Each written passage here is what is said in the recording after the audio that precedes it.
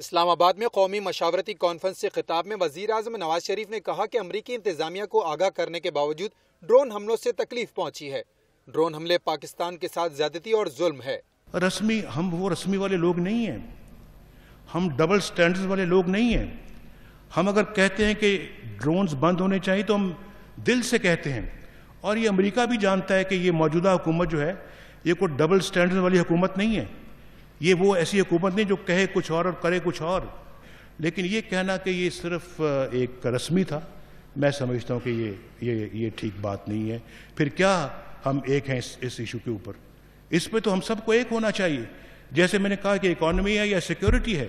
سب کو جو ہے وہ اس کے اوپر جو ہے وہ ایک ہونا چاہیے، اس میں کوئی سیاست نہیں ہونی چاہیے۔ اور ہم نے اب جو ہے وہ ہمیں بہت دکھ اور بڑی تکلیف ہے کہ اس کے باوجود یہ ڈرون اٹیکس جو یہ ہو رہے ہیں، اور ہمیں پچھلی دفعہ تو یہ ہماری ٹاکس بالکل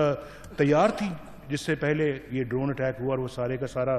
دھرے کا دھرا رہ گیا۔ تو میں یہ سمجھتا ہوں کہ یہ انتہائی غیر مناسب ہے، اور اسی طرح سے یہ ڈرون اٹیکس جو ہیں یہ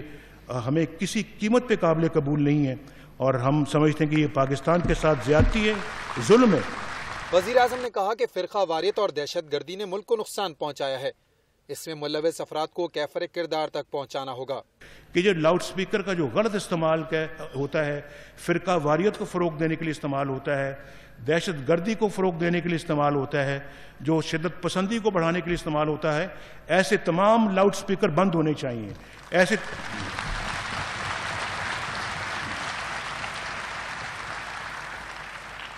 یہ لاؤڈ سپیکر استعمال ہوتے رہیں اور حکومت منہ دیکھتی رہ جائے تو پھر کس چیز کی حکومت ہے وہ؟ دو چار ایسے لوگوں کو جو فرقہ واریت کو فروغ دیتے ہیں، جو دہشت گردی کو فروغ دیتے ہیں، جو شدت پسندی کو فروغ دیتے ہیں،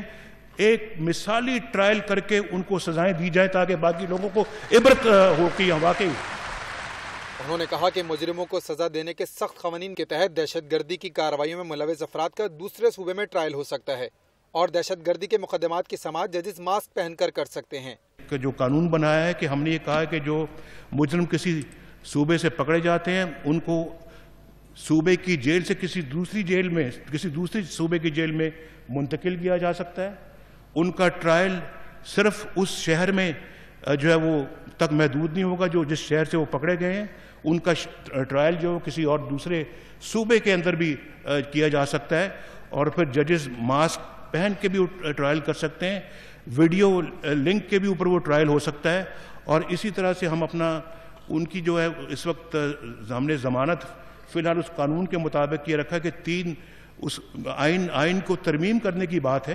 لیکن میں یہ سمجھتا ہوں کہ میں اس سلسلے میں یقیناً میں اپوزیشن کے ساتھ بھی بات کروں گا، میں دوسری پارٹیوں کے ساتھ بھی بات کروں گا کہ آئین کے اندر ایسی ترمیم ہونی چاہیے کہ اس طرح کے گھناؤنے مجرم جو ہیں جب تک کہ ان کے ٹرائل کا فیصلہ نہیں ہوتا، نہ ان کی کوئی ضمانت ہونی چاہیے اور نہ ان کو ریلیز کیا جانا چاہیے کسی بھی طرح سے۔